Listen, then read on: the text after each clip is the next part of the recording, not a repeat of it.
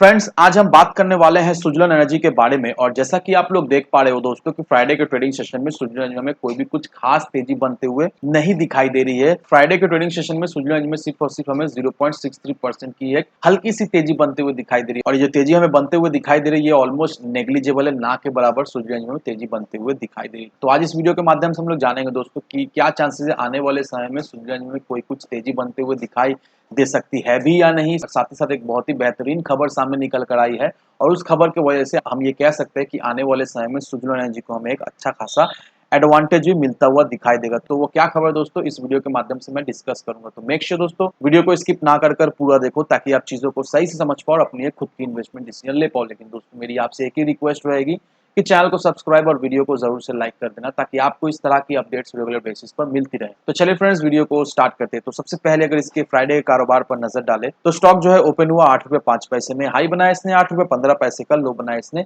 8 रुपए का। और आप देख पाओ दोस्तों 8 रुपए 5 पैसे में इसने क्लोजिंग दिया फ्राइडे के दिन। साथ ही साथ इंट्राडे में इसमें 0.63% की एक तेजी बनते हुए दिखाई दे रही है जो कि नेग्लिजिबल है, ना के बराबर है। वहीं अगर आप पिछले 5 दिनों के परफॉर्मेंस को देखेंगे दोस्तों, पिछले 5 दिनों में ये स्टॉक करीब करीब हमें 2.5% तक टूटता हुआ दिखाई दिया है। काफी लंबे समय से सुजलन जी देखा जाए तो 8 रुपए 10 15 पैसे इसी प्राइस रेंज के बीच में हमें कंसोलिडेट करता हुआ दिखाई दे रहा है। ना ही कोई कुछ एक तेजी बनते हुए दिखाई देती है, ना ही सुजलन जी में हमें शार्प गिरावट होते हुए दिखाई देती है। एक ही प्राइस रेंज में हमें कंसोलिडेट करता हुआ दिखाई दे रहा है। और ये जो कंसोलिडेशन हो रहा है दोस्तों, देखा जाए तो ये एक प्लस पॉइंट है, क्योंकि दोस्तों एक चीज का ध्यान रखना, और होपफुली दोस्तों आपने मार्केट में ये ऑब्जर्व भी किया होगा कि कोई भी स्टॉक एक कंसोलिडेशन फेज में रहती है, कंसोलिडेशन फेज से गुजरती है तो काफी ज्यादा चांसेस रहता है कि उसमें एक ब्रेकआउट, उसमें एक तेजी बनने का। और जिस तरह से सुजलन जी ये 8 रुपए के सपोर्ट लेवल को हमें रेस्पेक्ट करता हुआ दिखाई दे रहा है, नो डाउट दोस्तों इससे हम एक चीज का तो अंदाज लगा सकते हैं कि ये चांसेस है कि आने वाले समय में सुजलन जी में हमें एक तेजी बनते हुए दिखाई दे सकती है। अब दोस्तों अगर आप सुजलन जी के वॉल्यूम को भी एनालाइज करोगे तो एक मंथ का जो वॉल्यूम का मंथली एवरेज निकल कर आया है वो 11 करोड़ का हमें दिखाई दे रहा है। एक वीक का जो मंथली एवरेज दिखाई दे रहा है वो हमें 6 करोड़ का दिखाई दे रहा है। थर्सडे का दिन का जो एवरेज है वो 5 करोड़ का है और फ्राइडे का दिन का जो एवरेज है वो भी हमें 5 करोड़ का दिखाई दे रहा है। तो मंथली एवरेज से अगर वीकली या फिर डेली एवरेज को हम देखेंगे दोस्तों तो वॉल्यूम में हमें एक शार्प गिरावट होते हुए दिखाई दे रही है। प्रीवियसली जिस तरह का वॉल्यूम हमें सुजलन में बनता हुआ दिखाई दे रहा था उस तरह का वॉल्यूम हमें सुजलन में अभी इस सिचुएशन में बनता हुआ नहीं दिखाई दे रहा। लेकिन प्लस पॉइंट ये भी है दोस्तों कि अगर आप सुजलन जी के डिलीवरी परसेंटेज को देखोगे तो डिलीवरी परसेंट काफी अच्छा खासा हमें दिखाई दे रहा है। यहाँ पर अगर आप फ्राइडे के डिलीवरी परसेंटेज को देखोगे दोस्तों तो 46.38% का हमें दिखाई दे रहा है। थर्सडे का दिन का अगर डिलीवरी परसेंटेज को देखोगे दोस्तों तो 45.61% का हमें दिखाई दे रहा है। एक वीक का अगर आप डिलीवरी परसेंटेज देखोगे दोस्तों तो वो भी हमें 45.98% का दिखाई दे रहा है। तो देखा जाए तो एक अच्छा खासा डिलीवरी के साथ सुजलन में हमें कामकाज होता हुआ दिखाई दे रहा है। अब अच्छी बात यह है दोस्तों कि वॉल्यूम में एक गिरावट होने के बावजूद भी सुजलन जी का डिलीवरी परसेंट हमें अच्छा खासा दिखाई दे रहा है।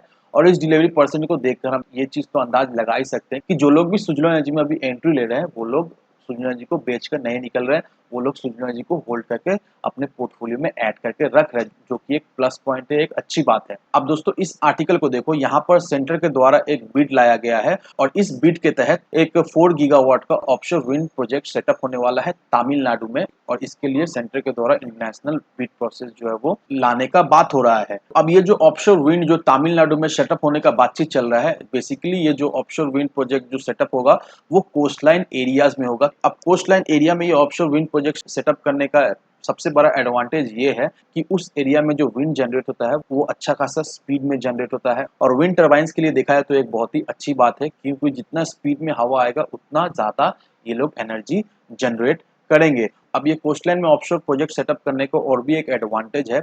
एडवांटेज ये है कि कोई भी इंटरफेरेंस यहाँ पर नहीं मिलेगा, ह्यूमन का बोलो या फिर जानवर या फिर परिंदे को बोलो, यहाँ पर इन लोगों का इंटरफेरेंस बहुत ही कम रहेगा, जिससे प्रोजेक्ट स्मूथली हमें रन करता हुआ दिखाई देगा। अब सेंटर इसलिए ये ऑफशोर विंड प्रोजेक्ट कोस्टलाइन में सेटअप करने वाली है क्योंकि इंडिया के पास 7600 किलोमीटर का एक कोस्टलाइन एरिया है और इंडिया इसे पूरी तरीके से यूटिलाइज करेगी इस ऑफशोर विंड प्रोजेक्ट के माध्यम से। अब बेसिकली दोस्तों शॉर्ट में आपको मैंने ये आर्टिकल समझा दिया है, लेकिन फिर भी डिस्क्रिप्शन बॉक्स में इस आर्टिकल का लिंक मैं आपको दे दूंगा, अगर आप चाहो तो खुद से रीड कर सकते हो इस आर्टिकल को। अब ये आर्टिकल मैं आपको इसलिए दिखा रहा हूँ दोस्तों, क्योंकि आप समझ पाओ कि गवर्नमेंट पूरी तरीका से कोशिश कर रहा है कि renewable energy main stream energy बन सके, और गवर्नमेंट का जो टारगेट है, गवर्नमेंट का जो विजन है, वो जल्द से जल्द अचीव भी हो जाए। और इसके लिए गवर्नमेंट पूरी तरीके से जी जान लगा रही है, बिड्स ला रही है, इन्वेस्टमेंट ला रही है, पूरी तरीका से कोशिश कर रही है ताकि उनका जो विजन है वो फुलफिल हो सके।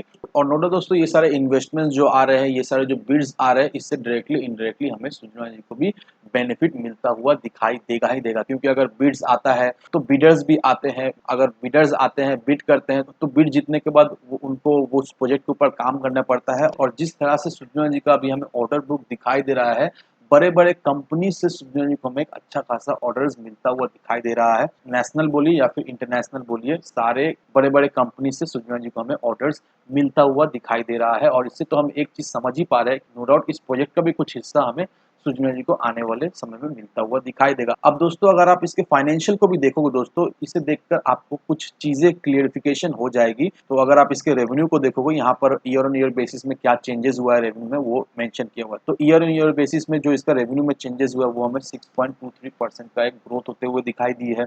नेट इनकम में हमें 644.36% का एक ग्रोथ होता हुआ दिखाई दिया है। नेट प्रॉफिट मार्जिन में भी 614.10% का एक ग्रोथ होता हुआ दिखाई दिया है। साथ ही साथ इसका एबिटा में भी हमें एक ग्रोथ होता हुआ दिखाई दिया है 8.14% का। तो देख लो दोस्तों, सूर्य एनर्जी में किस तरह से हमें ग्रोथ होता हुआ दिखाई दे रहा है। जिस तरह से सूर्य एनर्जी को ऑर्डर्स मिल रहे हैं, नए ऑर्डर्स भी सूर्य एनर्जी के पाइपलाइन में, तो इसे देखकर तो हम एक चीज का तो अंदाज लगा ही सकते हैं कि आने वाले समय में सूर्य एनर्जी में एक अच्छी खासी हमें ग्रोथ होते हुए तो दिखाई देगी ही देगी। साथ ही साथ इसका फाइनेंशियल में भी हमें एक अच्छा खासा सुधार होता हुआ दिखाई देगा ही देगा। और हम as a investor Surya energy में अगर हम लोग इन्वेस्ट करके रखते हैं, दैट मीन कुछ सालों के लिए, दैट मीन 4 से 5 सालों के लिए भी अगर इन्वेस्ट करके रखते हैं, तो नो डाउट सूर्य एनर्जी से हमें एक अच्छा खासा मल्टीपल रिटर्न तो मिलेगा ही मिलेगा। तो इन सारे फैक्टर को कंसीडर करो, उसके बाद ही अपना एक इन्वेस्टमेंट डिसीजन लो। लेकिन दोस्तों, मेरी आपसे एक ही विनती रहेगी कि विदाउट एनी डिटेल रिसर्च के बिना कहीं पर भी इन्वेस्टमेंट ना करें। वीडियो अगर आपको पसंद आए तो लाइक से सब्सक्राइब जरूर करना। तो चलिए फ्रेंड्स, मिलते हैं हम अगले वीडियो में।